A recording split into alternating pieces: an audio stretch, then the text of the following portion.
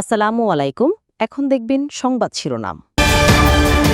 রাষ্ট্রীয় স্থাপনায় আগুন দিয়ে ছাত্র জনতার উপর দায় চাপাতে চেয়েছিলেন শেখ হাসিনা, জানালো প্রসিকিউশন। নভেম্বরে দুর্নীতি মামলার রায় পাওয়ার আশা। সরকার গঠনে বিএনপি সবচেয়ে উপযুক্ত, জরিপ ইনোভেশনের। ভোটের হিসেবে ৬ বিভাগে এগিয়ে দলটি, বাকি দুটিতে পাল্লা ভারী জামায়াতের। নিউ ইয়র্ক অপকর্মে আওয়ামী লীগ আরও অনিশ্চয়তায় পড়বে, মন্তব্য আমির খসরুর। সরকারের অদক্ষতায় হামলার ঘটনা, অভিযোগ রিজভির। বিশ্বব্যাংকে চলমান সংস্কার, বিচার আর নির্বাচনের অগ্রগতি জানালেন ডক্টর ইউনূস। এলডিসি থেকে উত্তরণে ডব্লিউটিওর সহায়তা কামনা।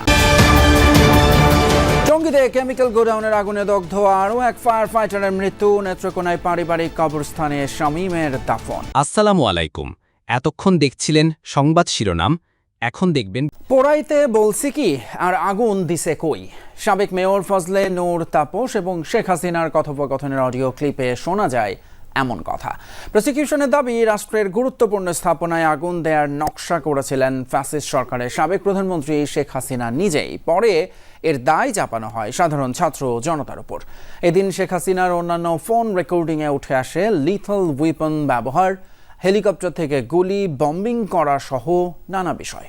জুলাই আন্দোলনে আগুনে ক্ষতিগ্রস্ত হয় সেতু ভবন, মেট্রো রেল সহ নানা সরকারি স্থাপনা। তবে শেখ হাসিনার সঙ্গে মেয়র তাপসের এক ফোনালাপে পরিষ্কার হয় এর পেছনে ছিল আত্মঘাতী চক্রান্ত।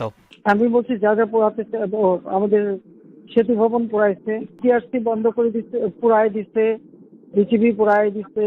বুধবার কারিগরি ত্রুটি সারিয়ে বেলা ১টার দিকে শুরু হয় শেখ হাসিনার বিরুদ্ধে তদন্তকারী কর্মকর্তার সাক্ষ্য গ্রহণ। জবানবন্দিতে বিশেষ প্রসিকিউটর জানান, national telecommunication monitoring centre NTMC থেকে ৬৯টি কল রেকর্ড ও ৩টি নম্বরের সিডিআর সংগ্রহ করেছেন তিনি। আদালতে শোনানো হয় শেখ হাসিনার সঙ্গে ফজলে নূর তাপস, মাকসুদ কামাল ও হাসানুল হক ইনুর কথোপকথনের অডিও ক্লিপ। যে সত্যিটা পাঠানো হচ্ছে, হেলিকপ্টার দিয়ে সোজা বম্বিং করা হবে। হেলিকপ্টার যাচ্ছে, উপর দিয়ে মারবে। এই ফোনালাপ বিশ্লেষণ করে প্রসিকিউশনের দাবি, জুলাই আন্দোলনে ছাত্র জনতার অবস্থান চিহ্নিত করে মারণাস্ত্র দিয়ে গুলি, বোম্বিং, হেলিকপ্টার থেকে গুলি ও ইন্টারনেট সেবা বন্ধ করতে দেয়া নির্দেশের প্রমাণ মিলেছে। অক্টোবর থেকে নভেম্বরের মধ্যেই শেখ হাসিনা এবং তার পরিবারের বিরুদ্ধে প্লট জালিয়াতির ৬টি মামলার রায় হবে বলে আশা প্রকাশ করেছেন দুদক চেয়ারম্যান আব্দুল মোমেন। একই সাথে হাইকোর্টের আদেশে আটকে যাওয়া টিউলিপ সিদ্দিকের মামলা সচলেও নেওয়া হয়েছে উদ্যোগ। টিআইবির সাথে ৫ বছরের সমঝোতা স্বাক্ষর শেষে এসব কথা জানান তিনি। এ সময় টিআইবির নির্বাহী পরিচালক ইফতেখারুজ্জামান বলেন, রাজনৈতিক এবং আমলাতান্ত্রিক সদিচ্ছা থাকলে দুদক সংস্কার প্রস্তাবনার বাস্তবায়ন সম্ভব। দুর্নীতি প্রতিরোধে ট্রান্সপারেন্সি ইন্টারন্যাশনাল বাংলাদেশ টিআইবির সাথে পঞ্চমবারের মতো সমঝোতা স্মারক সই করেছে দুদক। তবে এবারের মেয়াদ ধরা হয়েছে ৫ বছর। বুধবার সংস্থাটির মহাপরিচালক আক্তার হোসেন এবং টিআইবির নির্বাহী পরিচালক ইফতেখারুজ্জামান এই চুক্তিতে সই করেন। দুর্নীতি বিরোধী কার্যক্রমকে সামনের দিকে আরও এগিয়ে নিয়ে যাও বলে আমরা প্রত্যাশা করছি। পরে গণমাধ্যমের মুখোমুখি হন তারা। টিআইবির নির্বাহী পরিচালক বলেন, দুর্নীতি বিরোধী কার্যক্রমে যৌথভাবে কাজ করবে দুই সংস্থা।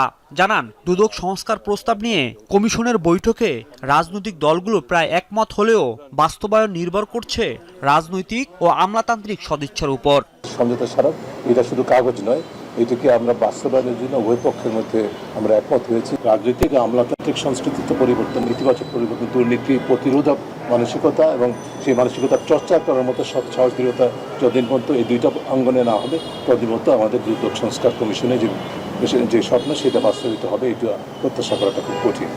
সংস্কার প্রস্তাবের বিষয়ে একমত জানিয়ে দুদক চেয়ারম্যান আব্দুল মোমেন বলেন, অভ্যন্তরীণ দুর্নীতি নির্মূল ও মামলার দীর্ঘসূত্রতা বন্ধে কাজ চলছে। তিনি আশা করেন সাবেক প্রধানমন্ত্রী শেখ হাসিনা সহ তার পরিবারের বিরুদ্ধে ৬টি দুর্নীতির মামলার রায় দ্রুতই হবে।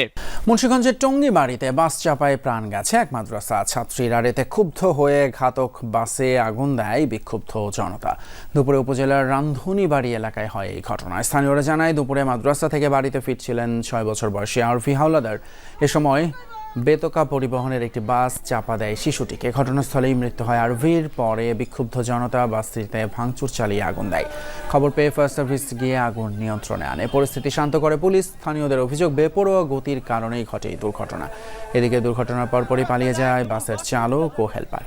রাস্তার একদম কিনারে ছিল, তারপরও মনে করেন যে বাচ্চাটাকে পিছনের সামনের চাকা দিয়া প্রথমে মারছে, পরে পিছনের চাকা দিয়ে হেসড়াইতে প্রায় 20 থেকে 30 হাত দূরত্বে নিয়ে আসছে। এমন ভাবে অমানবিক ভাবে গাড়িটা চালাইছে। তদন্ত করে এই আসামিকে অতি তাড়াতাড়ি আইনে আওতায় নিয়ে এটা সুষ্ঠু বিচার চাই। স্থানীয় জনগণ স্বাভাবিকভাবেই এই মর্মান্তিক দুর্ঘটনার ফলে তারা সংক্ষুব্ধ হয়ে যান। বাসটা তারা আটক করেন, ভাঙচুর করেন এবং কিছু অগ্নিসংযোগ করেন। Tongibari police station officer in charge সহ টিম এসে পরিস্থিতি দ্রুতই নিয়ন্ত্রণে নিয়ে আসে।